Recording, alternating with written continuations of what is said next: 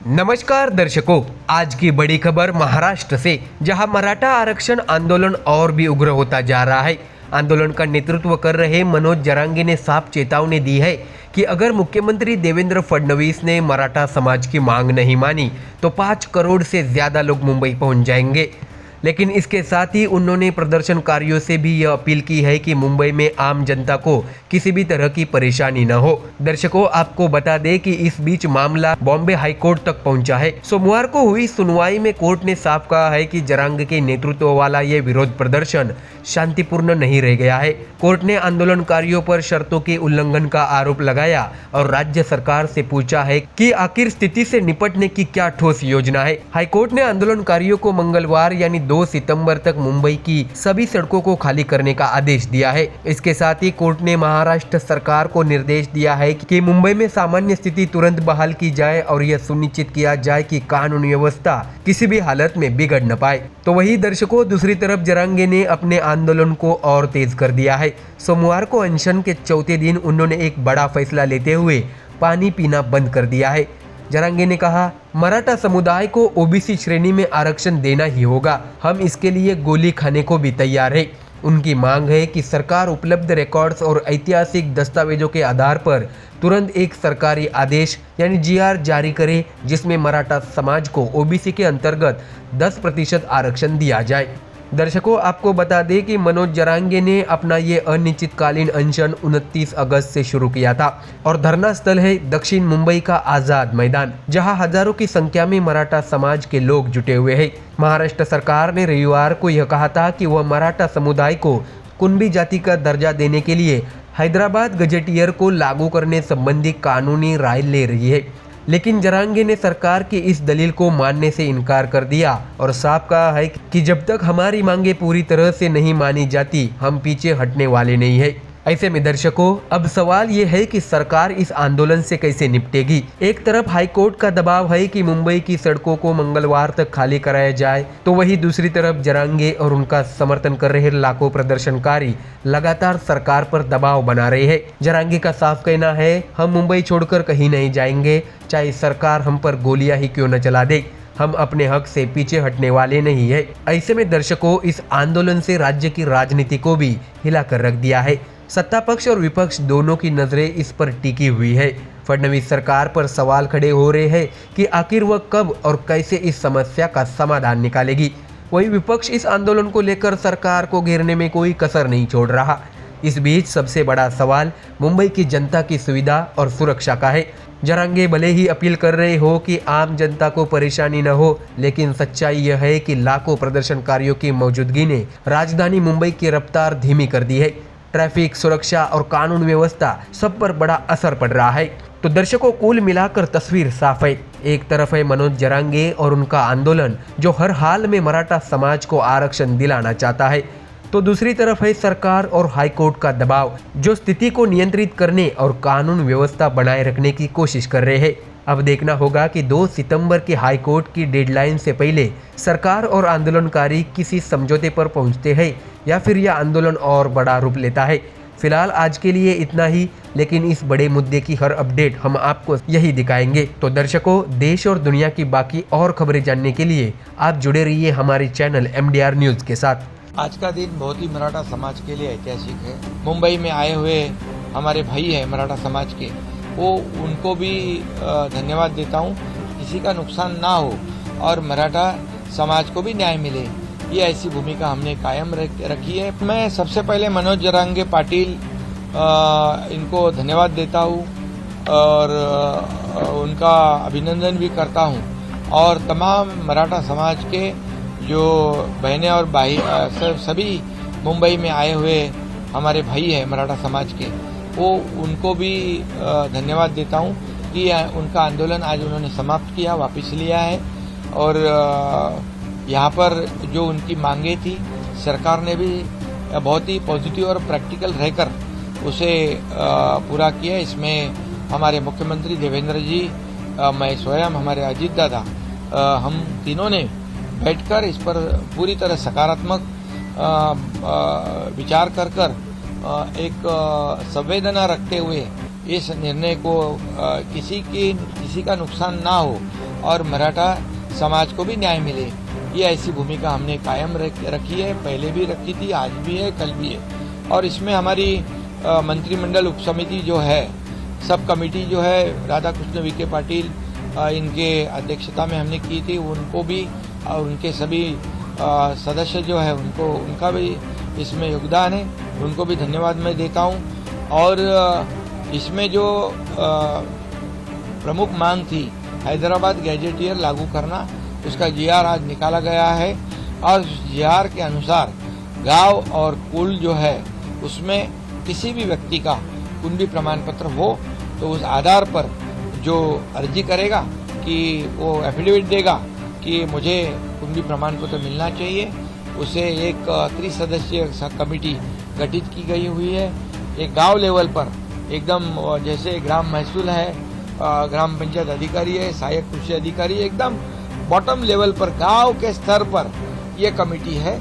और निश्चित रूप से ये कमेटी गांव लेवल के होने की वजह से उस गांव में जो भी लोग रहते हैं उनको अच्छी तरह से वो जानते हैं, और इसलिए जो कुंडली प्रमाण पत्र देने की पद्धति जो है बहुत ही सरल हो और सुलभ हो, इसका विशेष रूप से इसमें ध्यान रखा गया है।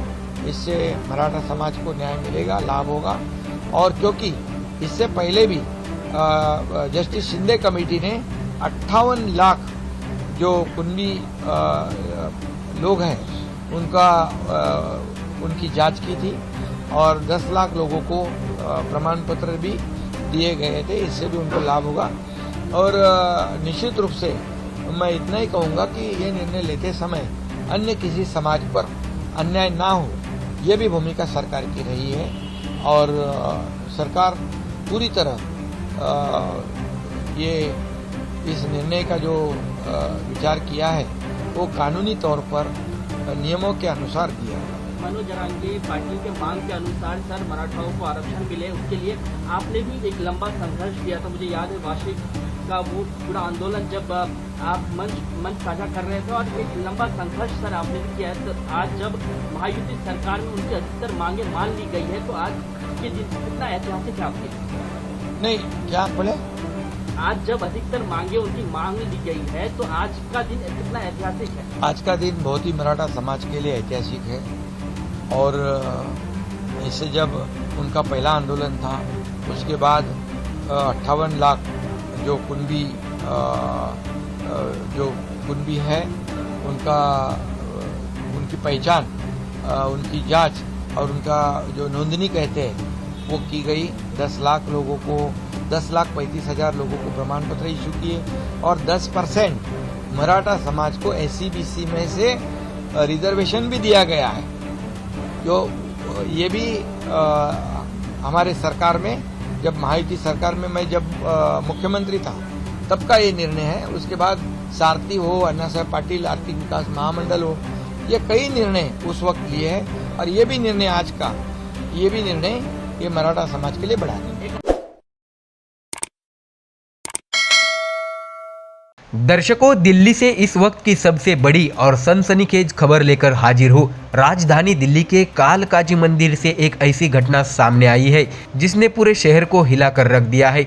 मंदिर परिसर में सेवा करने वाले एक सेवादार को मामूली प्रसाद के विवाद पर बेरहमी से पीट कर मौत के घाट उतार दिया गया है। जी हाँ, आपने सही सुना।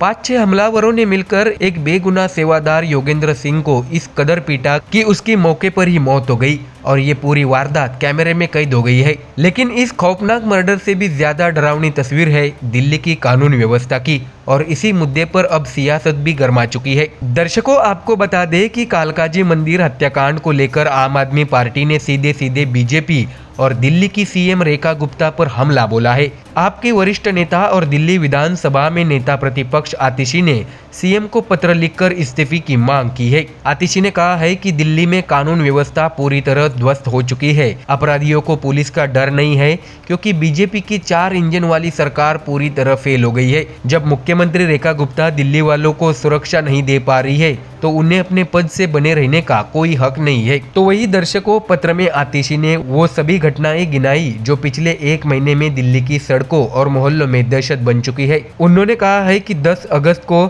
मैदानगढ़ी में ट्रिपल मर्डर, 8 अगस्त को अभिनेत्री हुमा कुरैशी के कजिन असीफ कुरैशी की पार्किंग विवाद में हत्या। IP extension deputy police commissioner के दफ्तर से महज 200 मीटर दूर युवक पर चाकू से हमला। और अब कालकाजी मंदिर में सेवादार की निर्मम हत्या। यानी दिल्ली में न घर सुरक्षित, न बाजार और न ही धार्मिक स्थल। ऐसे में दर्शकों, आतिशी ने सबसे चौंकाने वाला खुलासा भी किया है। उन्होंने कहा है कि दिल्ली पुलिस के बड़े अफसर खतरनाक गैंगस्टर लॉरेंस बिश्नोई को साहब कहकर बुला रहे हैं। सोचिए, पुलिस जिस पर नकेल कसनी चाहिए, वही अपराधी अब पुलिस वालों का साहब बन चुका है। तो सवाल उठता है, दिल्ली में सरकार कौन चला रहा है, सीएम रेखा गुप्ता या फिर गैंगस्टर लॉरेंस बिश्नोई? इसके साथ ही आतिशी ने बीजेपी सरकार को आड़े हाथों लेते हुए कहा है कि 4 इंजन की सरकार जनता को सुरक्षा और विकास देने वाली थी, लेकिन हकीकत ये है कि चारों इंजन दिल्ली में जाम हो चुके हैं। दिल्ली हत्या, लूट, रंगदारी और गैंगवार की राजधानी बन चुकी है। अपराधी बेखौफ होकर दिन दहाड़े वारदात को अंजाम दे रहे हैं और पुलिस सिर्फ खानापूर्ति कर रही है। अपने पत्र के आखिर में आतिशी ने सीएम रेखा गुप्ता से साफ साफ कहा है, अगर आप दिल्ली वालों को सुरक्षा नहीं दे सकती तो सत्ता में बने रहने का कोई हक नहीं है। जनता अब सिर्फ एक्शन चाहती है, बहाने नहीं। बेहतर होगा कि आप इस्तीफा दे दें। ऐसे में दर्शकों, अब सबसे बड़ा सवाल यही है कि क्या दिल्ली सचमुच क्राइम कैपिटल बन गई है? क्या यह गैंगस्टर का सिक्का चल रहा है और पुलिस सिर्फ नाम की रह गई है? क्या सीएम रेखा गुप्ता इस्तीफा देगी या फिर इसे भी राजनीति का बहाना बताकर टाल देंगी? दिल्ली के लोग दहशत में हैं, विपक्ष हमलावर है और सत्ता पर बैठे लोग खामोश। पर यह खामोशी अब सवाल बन चुकी है। आखिर कब तक सुरक्षित होगी दिल्ली? कब रुकेगा खून खराबा? और कब तक अपराधियों का खौफ दिल्ली वालों के सिर पर मंडराता रहेगा? तो दर्शकों, ये थी राजधानी दिल्ली से जुड़ी खबर जिसने हर किसी को झंझोर कर रख दिया है। फिलहाल इस खबर में इतना ही। देश और दुनिया की बाकी खबरें देखने के लिए आप जुड़े रहिए MDR न्यूज के साथ, क्योंकि आपको यहाँ मिलेगी सबसे बड़ी खबर सबसे पहले और सबसे तेज। नमस्कार दर्शकों, आप देख रहे हैं MDR न्यूज। दिल्ली की राजनीति में इस वक्त एक अलग ही किस्म का ड्रामा चल रहा है। आमतौर पर नेताओं पर आरोप लगते हैं कि उन्होंने अरबों खरबों की प्रॉपर्टी बना ली, फार्म हाउस में ऐश से रह रहे हैं, लेकिन इस बार मामला उल्टा ही है। जी हां दर्शकों, आम आदमी पार्टी के वरिष्ठ नेता और दिल्ली सरकार में पूर्व मंत्री रहे सौरभ भारद्वाज खुद अपनी कोठी और फार्म हाउस ढूंढ रहे हैं। सुनकर अजीब लगता है, लेकिन हकीकत यही है। दरअसल ईडी की रेड के बाद सौरभ भारद्वाज ने बीजेपी नेताओं पर लगातार वार किया है। भारद्वाज का कहना है कि पिछले 10 साल से बीजेपी के छोटे मोटे नेता चाय पान की दुकान पर बैठकर अफवाहें फैलाते रहे हैं कि सौरभ भारद्वाज ने ग्रेटर कैलाश में एक आलीशान कोठी और फार्म हाउस खरीदा है। लेकिन मजेदार बात यह है कि बीजेपी का कोई बड़ा नेता ये बात कभी खुले मंच पर नहीं कहता, क्योंकि सौरभ भारद्वाज के मुताबिक अगर वह कह देंगे तो वो मानहानि का केस कर देंगे और लेने के देने पड़ जाएंगे। ऐसे में दर्शकों, अब भारद्वाज ने उन नेताओं को खुला चैलेंज दे डाला है। उन्होंने कहा है कि भाइयों, अगर तुम्हें मेरी कोठी का पता है तो मुझे बता दो, ईडी को बता दो, बेचारे चाय वालों को क्यों बता रहे हो? सीधा प्रेस कॉन्फ्रेंस करो या ईडी को सूचना दो।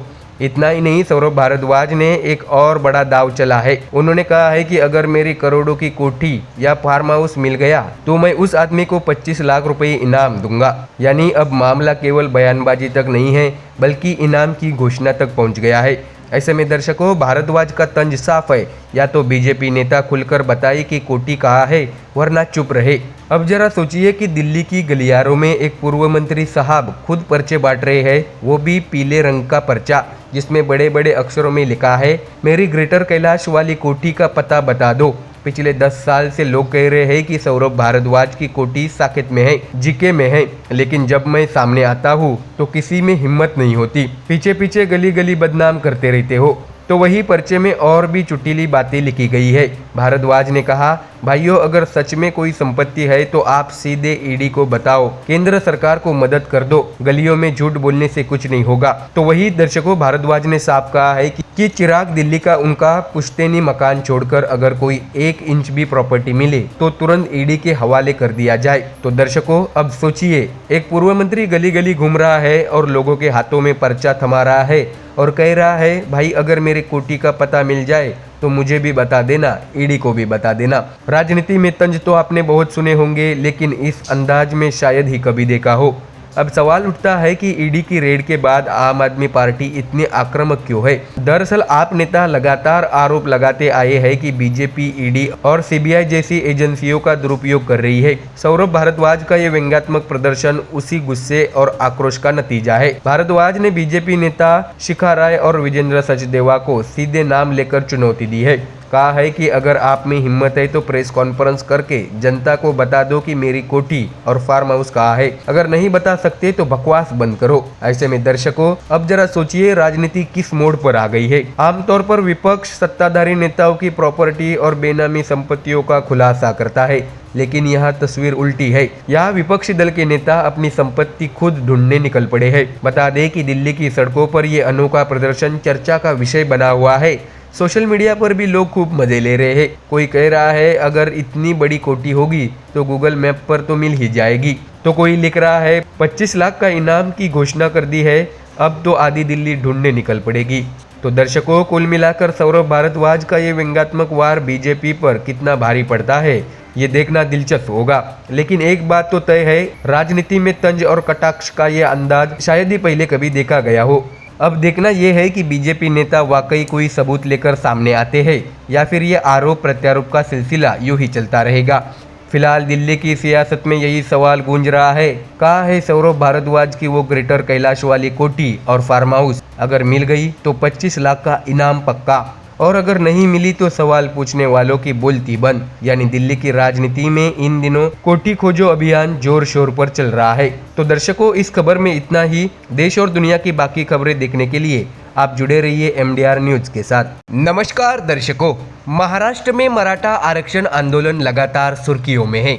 मुंबई के आजाद मैदान में मराठा समाज के नेता मनोज जरांगे अपने समर्थकों के साथ भूख हड़ताल पर बैठे हैं।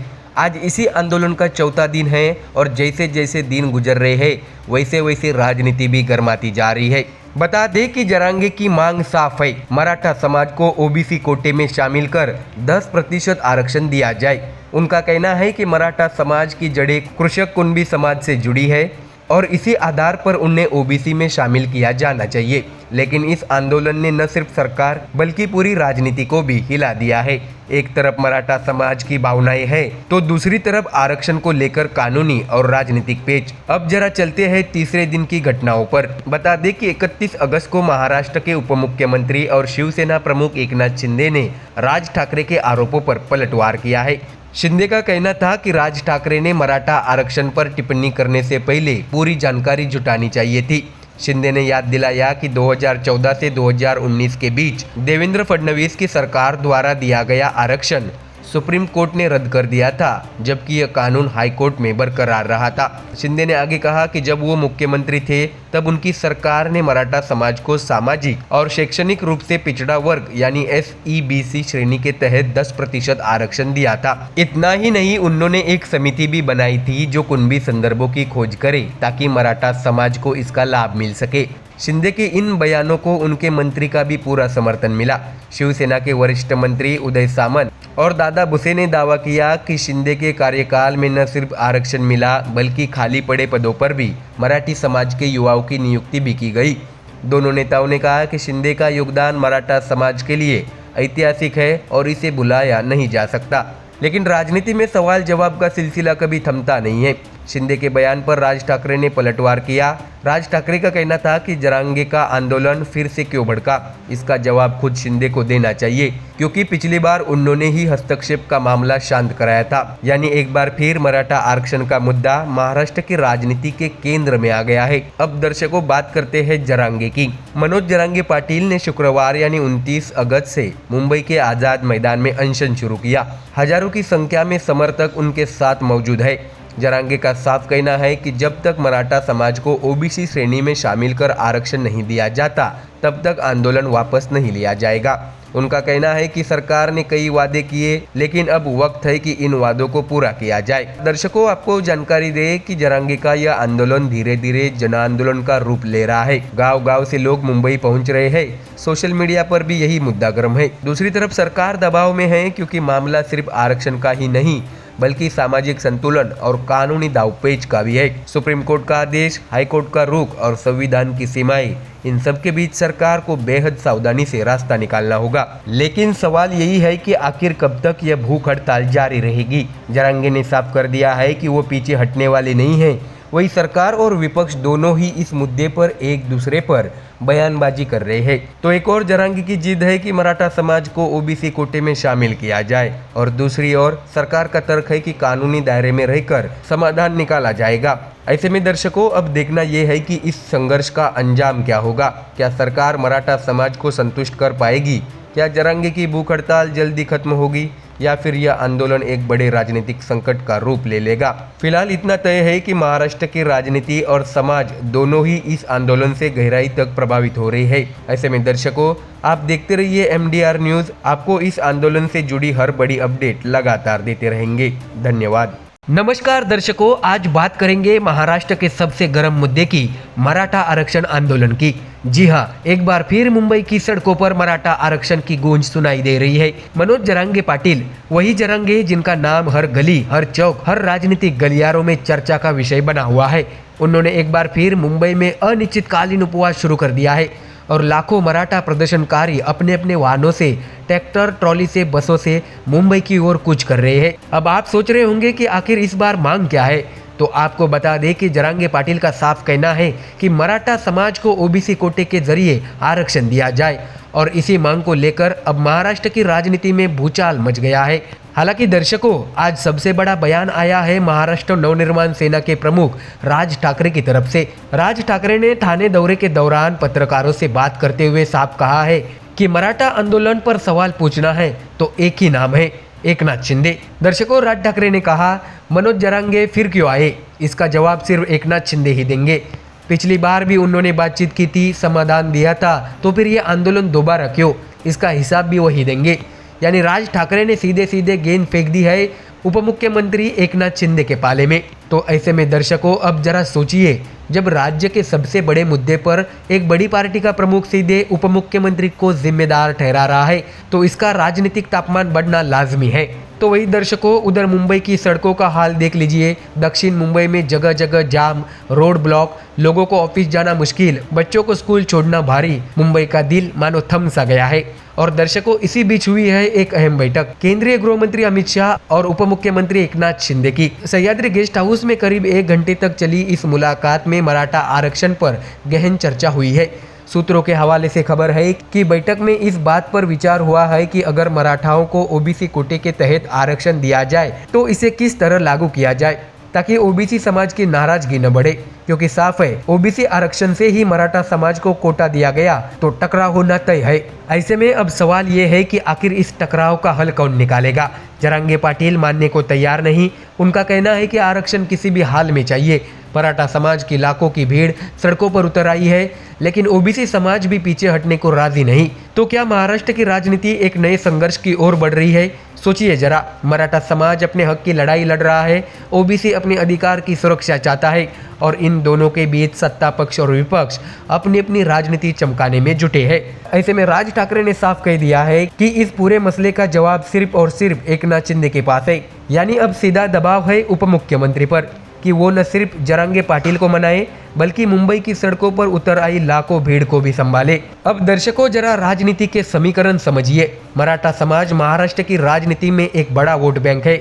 चाहे बीजेपी हो, शिवसेना हो, एनसीपी हो या फिर कांग्रेस, हर दल इस मुद्दे को अपने अपने चश्मे से देख रहा है। अमित शाह की बैठक साफ इशारा देती है कि केंद्र सरकार भी इस आंदोलन को हल्के में नहीं ले रही है, क्योंकि आने वाले नगर निगम चुनाव और फिर लोकसभा चुनाव पर इसका सीधा असर पड़ सकता है। और उधर जरांगे पाटिल वो कह रहे हैं कि जब तक मांगे पूरी नहीं होगी उपवास नहीं तोड़ेंगे। उनके समर्थक भी पीछे हटने को तैयार नहीं। तो अब सवाल ये है, क्या सरकार इस बार कोई ठोस हल निकालेगी या फिर मराठा आंदोलन एक बार फिर सिर्फ राजनीतिक बहस का मुद्दा बनकर रह जाएगा? ऐसे में दर्शकों, फिलहाल जरांगे पाटिल का उपवास, मुंबई की जाम से जूझती सड़कों और नेताओं के बयान सब मिलकर महाराष्ट्र में एक नए सियासी संग्राम की आहट दे रहे हैं। राज ठाकरे ने गेंद उछाल दी है। अब देखना है कि एकनाथ शिंदे इस गेंद को कैसे पकड़ते हैं। क्या मराठा समाज को आरक्षण मिलेगा? क्या ओबीसी समाज नाराज होगा? और क्या मुंबई फिर एक बड़े आंदोलन की गवाही बनेगी? इन सभी सवालों के जवाब आने वाले दिनों में साफ होंगे। लेकिन फिलहाल इतना तय है कि मराठा आरक्षण का मुद्दा महाराष्ट्र की राजनीति का सबसे बड़ा विस्फोटक बन चुका है। तो दर्शकों, फिलहाल के लिए रुकते हैं। देश और दुनिया की बाकी खबरों के लिए आप बने रहिए MDR न्यूज के साथ। बिहार विधानसभा चुनाव जैसे जैसे नजदीक आ रहे हैं, राज्य की सियासत भी गर्माती जा रही है और इस बार सियासी बहस के केंद्र में है केंद्रीय मंत्री गिरिराज सिंह। गिरिराज सिंह ने कांग्रेस नेता राहुल गांधी और आरजेडी नेता तेजस्वी यादव की वोट बचाओ यात्रा पर सीधा हमला बोला है। दर्शकों, सिर्फ हमला ही नहीं बोला बल्कि ऐसे आरोप लगाए हैं जिन्होंने बिहार के राजनीतिक माहौल में ध्रुवीकरण का मुद्दा और तेज कर दिया है। दर्शकों, दरअसल राहुल गांधी और तेजस्वी यादव इन दिनों बिहार में चुनावी रथ लेकर निकले हैं। उनका कहना है कि राज्य में स्पेशल इंटेंसिव रिवीजन यानी SIR के नाम पर मतदाता सूची से लाखों नाम काटे जा रहे हैं। राहुल गांधी का दावा है कि अब तक करीब 65 लाख वोटर्स के नाम हटाए जा चुके हैं, लेकिन गिरिराज सिंह ने पलटवार करते हुए बड़ा आरोप लगाया है। गिरिराज सिंह के मुताबिक कांग्रेस खुद 79 लाख वोटरों के नाम हटवाने की मांग कर चुकी है और ये नाम किसके हैं? उनका दावा है कि इनमें बड़ी संख्या में हिंदू मतदाताओं की है। तो वहीं दूसरी तरफ गिरिराज सिंह का कहना है कि कांग्रेस और उसके सहयोगी दल बांग्लादेशियों और रोहिंग्या मुसलमानों के नाम मतदाता सूची में जुड़वाने की कोशिश कर रहे हैं। ऐसे में गिरिराज सिंह ने साफ कहा है कि कांग्रेस का असली मकसद हिंदू वोटों को कमजोर करना है। यानी सीधा आरोप है कि कांग्रेस 79 लाख हिंदुओं के वोट कटवाना चाहती है और यही कारण है कि राहुल गांधी और तेजस्वी यादव की यात्राओं में मुस्लिम समाज की बड़ी भागीदारी दिखाई देती है। गिरिराज सिंह का कहना है कि यह सब सुनियोजित ध्रुवीकरण की राजनीति है, लेकिन गिरिराज सिंह यही नहीं रुके। उन्होंने एक और बयान दिया जिसने सियासी हलकों में नई बहस छेड़ दी है। ये बयान था झटका मीट को लेकर। दर्शकों, गिरिराज सिंह ने कहा कि मीट का मसला सिर्फ खान पान का नहीं बल्कि सनातन परंपरा से गहराई से जुड़ा हुआ है। उन्होंने समझाया कि हिंदू परंपरा में बलि के समय झटका प्रथा प्रचलित है, जिसमें जानवर को एक ही झटके में मारा जाता है, जबकि मुस्लिम समुदाय का तरीका अलग है जिसमें जानवर को धीरे धीरे काटा जाता है। गिरिराज सिंह ने अपील की कि हिंदू अपने धर्म और परंपरा का पालन करे और सिर्फ झटका मीट ही खाए। मुसलमानों को जो खाना है खाए, लेकिन हिंदू झटका मीट ही अपनाए। ऐसे में दर्शकों, अब इस बयान ने मानो आग में घी डालने का काम किया है, क्योंकि बिहार का चुनावी मौसम वैसे ही गर्म है और अब मीट खाने की परंपरा भी राजनीतिक बहस का हिस्सा बन गई है। बीजेपी समर्थक गिरिराज सिंह की इस दलील को सनातन धर्म और परंपरा की रक्षा से जोड़कर देख रहे हैं। उनका कहना है कि हिंदू समाज को अपनी रीति रिवाज और धार्मिक मान्यताओं का पालन करना चाहिए। वही विपक्ष का आरोप है कि बीजेपी मुद्दों से भटकाकर जनता को हिंदू मुस्लिम की राजनीति में उलझाना चाहती है। यानी एक तरफ महंगाई, बेरोजगारी और विकास जैसे मुद्दे हैं, दूसरी तरफ ध्रुवीकरण की राजनीति। और अब गिरिराज सिंह के इस बयान के बाद साफ है कि आने वाले दिनों में चुनावी रैलियों और सियासी बहसों में यह मुद्दा और तेज होने वाला है। राहुल गांधी और तेजस्वी यादव लगातार यह आरोप लगाते आ रहे हैं कि बीजेपी और उसकी सरकार चुनाव जीतने के लिए मतदाता सूची से नाम कटवा रही है। वहीं बीजेपी पलटकर कांग्रेस पर ही विदेशी नागरिकों को वोटर बनाने का आरोप जड़ रही है। तो दर्शकों, सवाल ये है, क्या बिहार का चुनावी मैदान विकास और रोजगार के सवालों पर सजेगा या फिर धार्मिक ध्रुवीकरण और हिंदू मुस्लिम बहस पर? इतिहास गवाह है कि बिहार की राजनीति में जातीय और धार्मिक समीकरण हमेशा अहम भूमिका निभाते आ रहे हैं और अब गिरिराज सिंह का यह बयान इस बात का साफ संकेत देता है कि इस बार भी हिंदू मुस्लिम और आस्था की राजनीति चुनावी एजेंडे में सबसे आगे रहेगी। ऐसे में कुल मिलाकर चुनावी मौसम है, आरोप प्रत्यारोप का दौर है और आने वाले दिनों में बिहार की सियासत और गरमाने वाली है।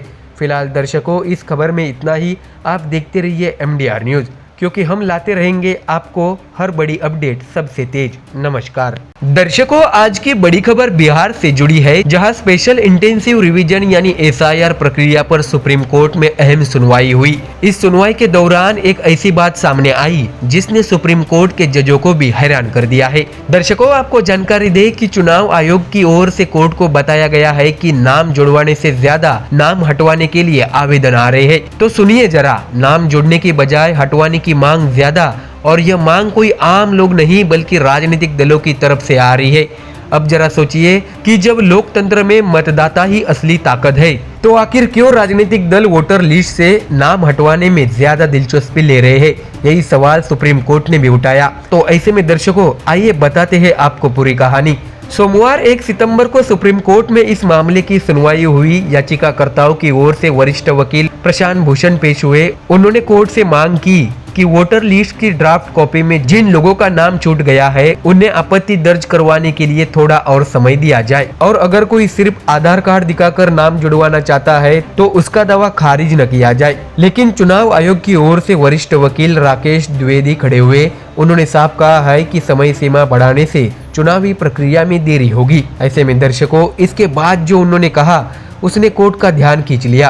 राकेश द्विवेदी ने कहा है कि राजनीतिक दल नाम जुड़वाने से ज्यादा हटवाने के लिए आवेदन दे रहे हैं और यह साबित करता है कि हमारी प्रक्रिया बिल्कुल सही है। उन्होंने उदाहरण दिया कि कई मामलों में मृत्यु के बाद नाम हटाने का आवेदन है।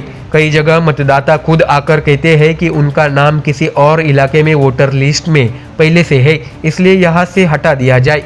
लेकिन सुप्रीम कोर्ट को सबसे ज्यादा हैरानी इस बात पर हुई कि राजनीतिक दल खुद नाम हटाने के आवेदन क्यों कर रहे हैं। दर्शकों, बता दें कि सुनवाई के दौरान और भी कई दिलचस्प बहसें हुई।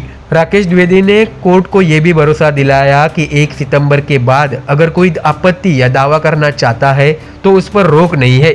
हाँ, उन दावों पर विचार SIR की फाइनल लिस्ट प्रकाशित होने के बाद होगा। और याद रखिए, बिहार चुनाव में नामांकन दाखिल होने के दिन तक भी वोटर लिस्ट में नाम जुड़ सकते हैं। यानी अगर किसी का नाम अभी छूट गया है तो वह मतदाता से वंचित नहीं होगा। हालांकि इस पर जस्टिस सूर्यकांत ने कहा है कि इसमें कोई दिक्कत नहीं है, लोग आपत्ति दर्ज करते रह सकते हैं। ऐसे में दर्शकों, अब जरा आंकड़े सुन लीजिए जो और भी चौंकाने वाले हैं। सुप्रीम कोर्ट ने कहा है कि हम हैरान हैं कि राजनीतिक दलों की तरफ से नाम जुड़वाने के सिर्फ 100 से 120 आवेदन ही आए। सोचिए, इतनी बड़ी आबादी वाला राज्य बिहार, जहां लाखों नए वोटर हर साल जुड़ते हैं, लेकिन राजनीतिक दलों की दिलचस्पी नाम जोड़ने में नहीं बल्कि हटाने में है। ऐसे में इस सुनवाई में एक और बहस छिड़ी। राकेश द्विवेदी ने कोर्ट में कहा कि लोग खुद प्रक्रिया में बढ़ चढ़कर हिस्सा ले रहे हैं, लेकिन एक NGO है ADR, जिसका बिहार से कोई सीधा संबंध नहीं है, वह कह रहा है कि बाढ़ की वजह से लोगों को दिक्कत हो रही है, जबकि हकीकत यह है कि मतदाता प्रक्रिया में शामिल हो रहे हैं और किसी को दिक्कत नहीं है। वहीं प्रशांत भूषण ने यह मुद्दा उठाया कि अगर किसी व्यक्ति के फॉर्म में कोई कमी है तो उसे समय पर बताया जाना चाहिए। इस पर द्विवेदी ने जवाब दिया कि हम लोगों को नोटिस भेजकर जानकारी दे रहे हैं कि उनके दस्तावेज में क्या कमी है। ऐसे में सुनवाई के दौरान आधार कार्ड को लेकर भी दर्शकों बहस छिड़ी हुई थी। याचिकाकर्ता चाहते थे कि आधार को एक मान्य दस्तावेज मानकर नाम जुड़वाने की सुविधा मिले। इस पर सुप्रीम कोर्ट ने साफ कहा है कि आधार कार्ड को कानून में जितना दर्जा दिया गया है उससे ज्यादा दर्जा नहीं मिल सकता। प्रशांत भूषण ने कहा है कि हम भी उतना ही दर्जा चाहते हैं, उससे ज्यादा नहीं।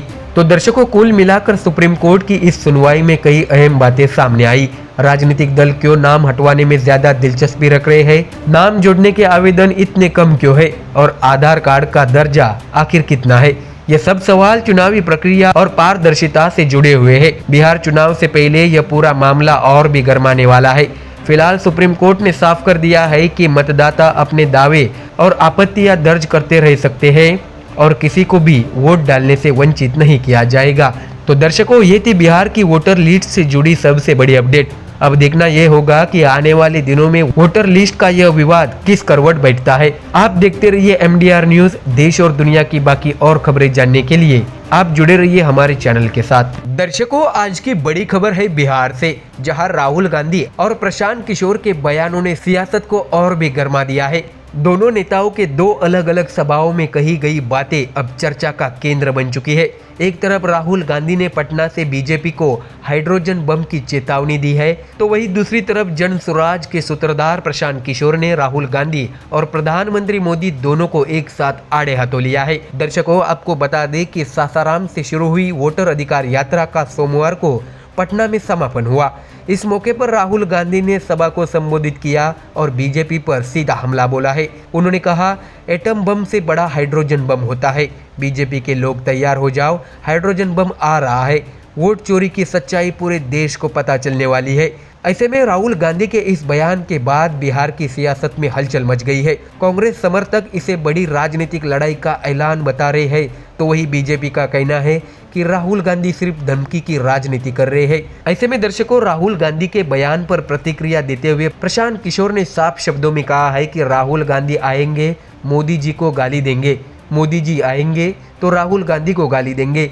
ये कोई नहीं बताएगा कि बिहार के युवाओं को रोजगार कैसा मिलेगा, बिहार से पलायन कब बंद होगा, बच्चों की पढ़ाई कब सुधरेगी। मोदी और राहुल गांधी की लड़ाई में हमें कोई दिलचस्पी नहीं है। पीके का कहना था कि बिहार की असली समस्या रोजगार, शिक्षा और पलायन है, लेकिन इन मुद्दों पर चर्चा करने के बजाय बड़े बड़े नेता सिर्फ एक दूसरे पर आरोप प्रत्यारोप करने में लगे रहते हैं। ऐसे में सोमवार को अपनी बिहार बदलाव यात्रा के दौरान प्रशांत किशोर ने सीतामढ़ी और मधुबनी में जनसभा की। यहाँ उन्होंने जनता से कुछ बड़े वादे किए। उनका पहला वादा था दिसंबर 2025 से बिहार के हर पुरुष और महिला जिनकी उम्र 60 साल से ज्यादा होगी उन्हें 2000 रुपये मासिक पेंशन दी जाएगी। तो वही उनका दूसरा वादा था, जब तक सरकारी विद्यालयों में शिक्षा व्यवस्था सुधार नहीं जाती तब तक 15 साल से कम उम्र के बच्चों की पढ़ाई निजी स्कूलों में कराई जाएगी। उनकी फीस सरकार भरेगी ताकि गरीब का बच्चा भी अंग्रेजी मीडियम स्कूल में पढ़ सके। और तीसरा वादा प्रशांत किशोर ने कहा है कि इस साल बिहार की बदहाली की आखिरी दिवाली और छठ होगी। उनके मुताबिक छठ के बाद सीतामढ़ी और बाजपट्टी जैसे इलाकों के युवाओं को 10 से 12 हजार रुपए की मजदूरी के लिए अपना घर छोड़कर बाहर नहीं जाना पड़ेगा। बिहार के 50 लाख युवाओं को राज्य में ही रोजगार देने की गारंटी उन्होंने दी। ऐसे में दर्शकों, राहुल गांधी की हाइड्रोजन बम वाली चेतावनी और प्रशांत किशोर के जनहित वाले वादों ने मिलकर बिहार में नई राजनीतिक बहस छेड़ दी है। कांग्रेस का दावा है कि राहुल गांधी के पास वोट चोरी का पूरा सबूत है और वह बीजेपी का असली चेहरा देश के सामने लाएंगे। वही बीजेपी ने इसे राजनीतिक स्टंट बताया और कहा कि राहुल गांधी सिर्फ बयानबाजी तक सीमित रह गए हैं। तो वही दूसरी तरफ प्रशांत किशोर लगातार बिहार की जनता से जुड़ने की कोशिश कर रहे हैं। उनके वादे पेंशन, शिक्षा और रोजगार सीधे आम आदमी की जिंदगी से जुड़े हुए हैं। यही वजह है कि उनकी सभाओं में बड़ी संख्या में लोग जुड़ रहे हैं। ऐसे में दर्शकों, क्या राहुल गांधी का हाइड्रोजन बम वाला बयान बीजेपी को सियासी नुकसान पहुंचा पाएगा? और क्या प्रशांत किशोर वाकई जनता को भरोसा दिला पाएंगे कि उनके वादे सिर्फ चुनावी जुमले नहीं बल्कि आने वाले कल की हकीकत है? बिहार की राजनीति एक बार फिर करवट बदलती नजर आ रही है। एक तरफ राष्ट्रीय स्तर के नेता है जो एक दूसरे पर वार पलटवार कर रहे हैं और दूसरी तरफ प्रशांत किशोर जैसे नेता है जो स्थानीय मुद्दों, रोजगार, शिक्षा और पलायन पर राजनीति को खड़ा करने की कोशिश कर रहे हैं। फिलहाल दर्शकों इतना ही, लेकिन ये तय है कि बिहार की राजनीति आने वाले दिनों में और दिलचस्प होने वाली है। राहुल गांधी का हाइड्रोजन बम और प्रशांत किशोर के वादे दोनों ही अब सियासत का केंद्र बने रहेंगे। ऐसे में दर्शकों, आप देखते रहिए MDR न्यूज, क्योंकि देश और दुनिया की सारी खबरों की अपडेट आपको यहीं पर सबसे पहले मिलेगी।